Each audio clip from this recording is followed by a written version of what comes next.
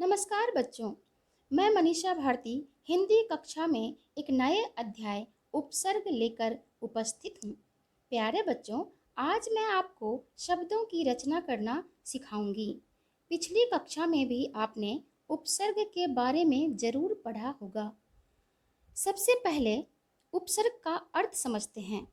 उपसर्ग, उप अर्थात समीप, सर्ग अर्थात सृष्टि करना, किसी शब्द के समीप आकर नया शब्द बनाना। तो आइए उपसर्ग द्वारा हम नए शब्द निर्माण की प्रक्रिया को जानते हैं।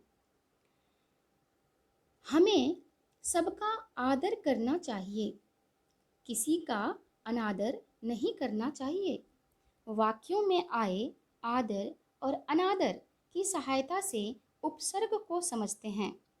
आदर का अर्थ है इज्जत और अनादर का अर्थ होता है तिरस्कार। बच्चों, इन दोनों शब्दों में अंतर है। आदर एक शब्द है और अनादर शब्द में आदर से पहले अन जुड़ा हुआ है। अन शब्दांश का अर्थ होता है अभाव, अर्थात आदर का अभाव यानी तिरस्कार। अन एक शब्दांश है, उपसर्ग है। इसी तरह उपसर्ग लगाकर अन्य शब्द भी बनाए जा सकते हैं, जैसे अति जमा अंत अत्यंत, अनु जमा राग अनुराग, आ जमा जीवन आजीवन, कु जमा पुत्र कुपुत्र, चिर जमा स्थाई चिरस्थाई। इस प्रकार अनेक शब्द बनाए जा सकते हैं। लेकिन ध्यान रहे कि सभी उपसर्गों का अर्थ होता है, परंतु ये स्वतंत्र रूप से प्रयोग नहीं किए जा सकते, बल्कि किसी शब्द में जुड़कर नए शब्दों की रचना करते हैं। तो बच्चों, इस प्रकार जो शब्दांश किसी शब्द के आरंभ में जुड़कर उसके अर्थ में परिवर्तन लाता है, उसे उपसर्ग कहते हैं। अब आगे बढ़ते हैं और उपसर्ग के प्रकारों के बारे में जानते हैं। उपसर्ग का पहला प्रकार है संस्कृत के उपसर्ग।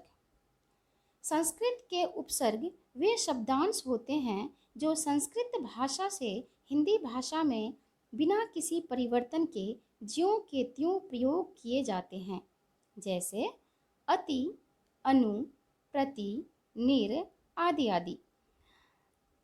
इनसे बने शब्द देखते हैं। अति जमा आचार अत्याचार, अति जमा अधिक अत्यधिक, अनु जमा शासन अनुशासन, निर जमा आदर निरादर, प्रति जमा निधि प्रतिनिधि। अगला है हिंदी के उपसर्ग।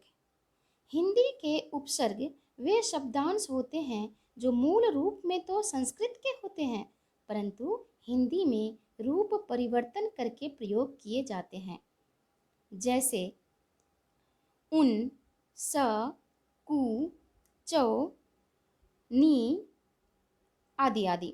ऐसे बहुत सारे हिंदी के उपसर्ग हैं जिनसे नए शब्द बनाए जाते हैं। तो आइए इन उपसर्गों से बने हुए शब्द को देखते हैं। उन जमा चास उनचास, उन जमा सठ उनसठ, स जमा पूत सपूत, कु जमा संगति कुसंगति, चौ जमा पाई चौपाई, नी जमा डर निडर। इस प्रकार आपने संस्कृत और हिंदी के उपसर्ग देखे। आइए आगे बढ़ते हैं और विदेशी उपसर्ग को जानते हैं। इसमें उर्दू के, अंग्रेजी के और उपसर्ग आते हैं। जो उपसर्ग विदेशी भाषाओं से हिंदी में आ गए हैं, उन्हें विदेशी उपसर्ग कहते हैं। जैसे ब का अर्थ होता है के साथ या से। बद का अर्थ होता है बुरा। और ना, तो ये है। इनसे बने हुए शब्दों को देखते हैं।